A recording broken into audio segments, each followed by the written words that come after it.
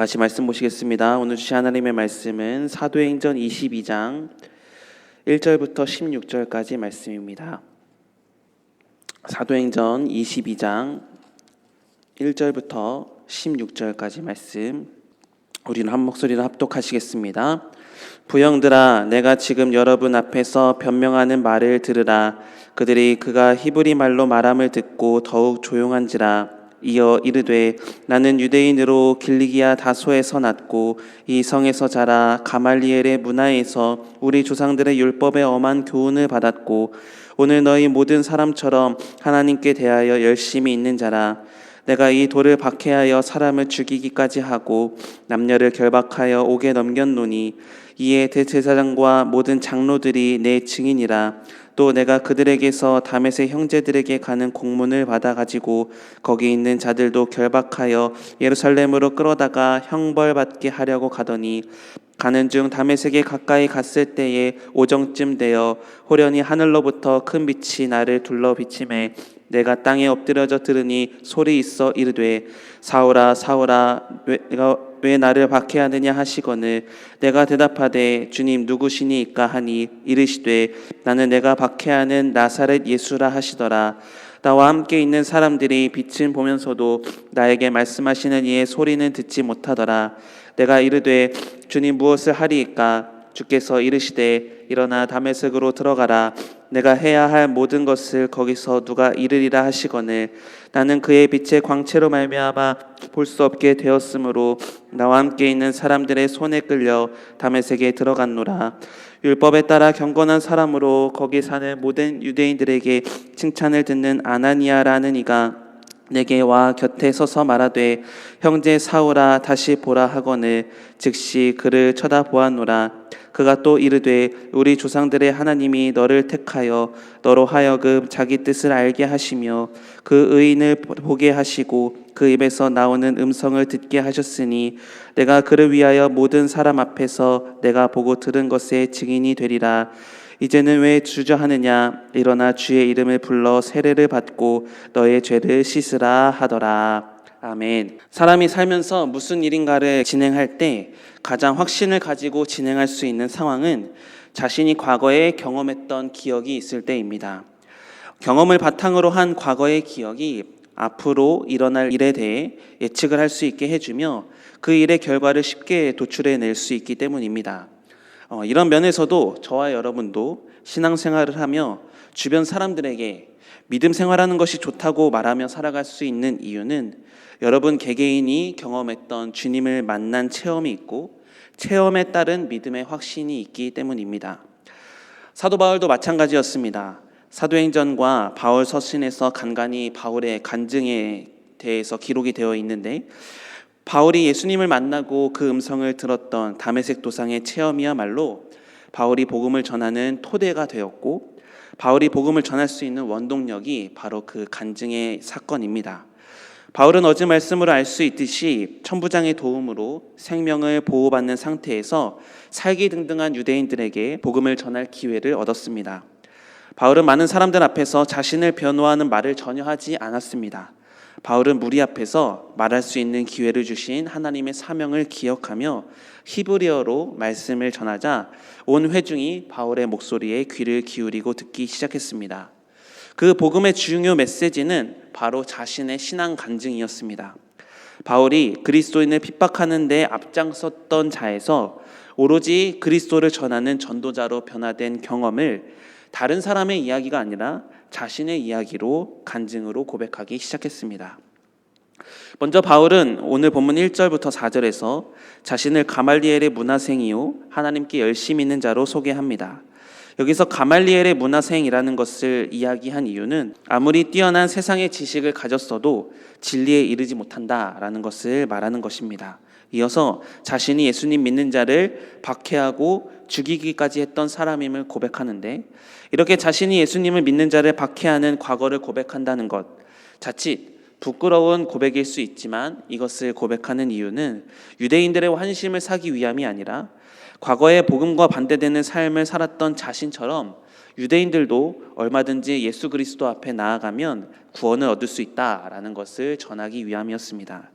그리고 이어서 바울은 다메섹으로 가던 길에 예수님을 만난 이야기를 들려주면서 유대인들이 못 박아 죽인 예수님이 부활하셨다라는 것을 증언합니다. 그러면서 부활하신 주님과의 만남이 자신의 인생을 송두리째 바꾸어 놓았음을 강력하게 선포합니다. 이것이 사실 바울이 말하려는 복음의 핵심이었습니다. 복음의 핵심은 예수님을 만난 내가 아니라 예수님이 핵심입니다. 바울은 철저하게 부활하신 예수님만을 전했습니다. 자신이 예수님을 만나기 전에는 어두웠고 눈이 먼 상태였다라는 것을 강조해요. 그러나 예수님을 만나고 나서 예수님이 만나게 하신 아나니아를 통해서 다시 볼 수 있게 되었다라고 말을 해요. 여기서 다시 볼 수 있게 되었다라는 말은 이제껏 잘못된 방향으로 살아왔던 바울이 주님을 만나고서는 바른 방향으로 살기를 시작했다라는 것을 말해요. 그 분이 자신이 바로 살 수 있도록 인도해 주신 분이 바로 예수님임을 말하는 것이죠. 그러고 나서 바울은 자신을 만나 주신 예수님을 알리고 나서 제일 마지막으로 무리에게 예수님 앞으로 나와 회개하고 구원을 받도록 권유했습니다. 여러분도 바울과 같이 믿음의 바탕이 되는 주님을 만난 확실한 경험들이 있으십니까? 우리와 함께 하시는 주님은 우리와 함께 호흡하시며 동행하시는 살아계신 하나님이십니다. 세상 가운데 빠져 허무한 인생을 살고 있었을 때, 혹은 세상을 사랑하다가 낙심하고 절망에 놓여 있을 때, 예수님을 외면하고 세상을 바라보고 있을 때 예수님은 우리를 찾아오셨습니다. 그리고 사랑해 주셨습니다. 그 예수님의 은혜와 사랑으로 인해 우리는 지금의 삶을 살고 있지 않습니까? 우리는 예수님을 만난 상황은 각자 다를지라도 살아계신 예수님을 여러분의 삶에서 경험했고 예수님 안에 거하게 되었습니다. 그러므로 예수님께 받은 은혜와 사랑의 간증이 있다면 우리는 이제 예수님을 만난 나를 자랑하는 것이 아니라 나를 변화시켜 주신 예수님을 자랑할 수 있어야 합니다. 여러분만이 경험할 수 있었던 그 예수님의 은혜를 간증하는 것이 살기 등등한 사람들 앞에서 용감하게 복음을 전했던 바울처럼 여러분 주변에 믿지 않는 자들에게 두려움 없이 확신에 가득 찬 말로 당당하게 복음을 전할 수 있는 메시지가 될 것입니다. 살아계신 하나님의 은혜를 경험한 기억이 있다면 그것을 나만이 누리는 축복으로 간직하는 것보다는 받은 은혜를 통해 살아계신 하나님을 증거하는 일에 최선을 다하시기 바랍니다. 내가 받았던 은혜, 하나님이 나에게만 주셨던 은혜, 하나님만이 주실 수 있었던 문제 해결의 은혜를 가지고 복음을 증거한다면 믿지 않는 자들이 여러분의 신앙 간증을 통해 살아계신 하나님을 경험하게 될 것입니다. 제가 유아유치부 아동부 담당 목회자로서 이번 여름 성경학교를 진행하면서 주님의 살아계심과 은혜 베푸시는 역사를 정말 많이 경험을 했습니다. 유치부 성경학교를 이제 진행을 해야 되는데 진행하기 전에 부모님들에게 연락이 왔어요. 아이가 아파서 못 갈 것 같으니까 기도해달라라는 부탁이었습니다. 준비는 다 되었는데 막상 아이들이 오지 않는다면 성경학교가 진행될 수 없잖아요. 그래서 교사들과 함께 합심으로 많이 기도했습니다. 하나님, 아이들의 건강을 지켜주시고 내일 은혜 받는 자리로 나올 수 있도록 도와주시옵소서. 그렇게 기도하여 주님만 바라보며 나아갔더니 저희 유치부가 원래 6명인데 이번 여름 성경학교 참석한 아이가 11명입니다. 하나님께서 은혜 베풀어 주셔서 아이들과 함께 은혜의 시간을 잘 가질 수 있었습니다. 전적인 주님의 역사임을 고백하는 것입니다. 또 아동부 성경학교를 진행할 때도 마찬가지였습니다.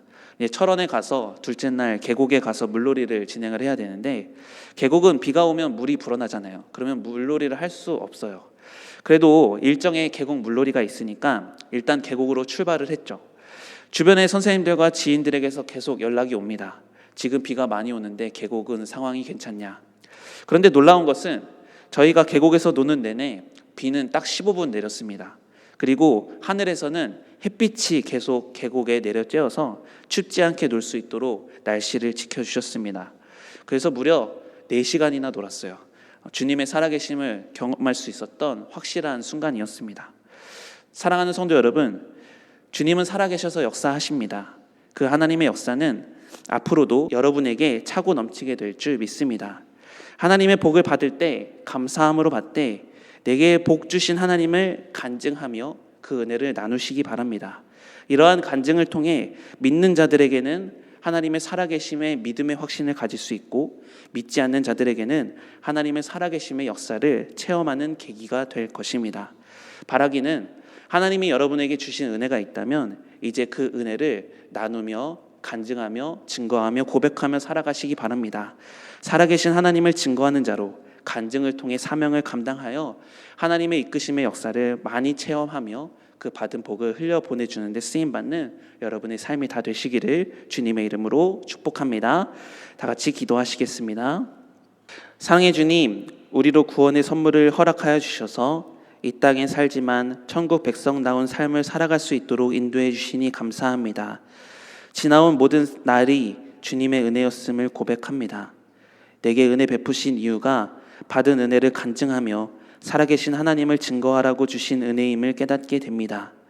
오늘 사도 바울처럼 신앙의 간증을 통해 하나님을 증거할 수 있는 기회를 주시고 용기를 내어 살아계신 하나님을 전하며 고백하며 살아가는 인생이 될 수 있도록 주님 함께하여 주시옵소서. 오늘도 여러 가지 기도 제목들이 하나님의 손에서 응답되는 줄 믿습니다. 믿고 바라고 나아가오니 하나님 역사하여 주시고 축복하여 주시옵소서. 예수님의 이름으로 기도드립니다. 아멘.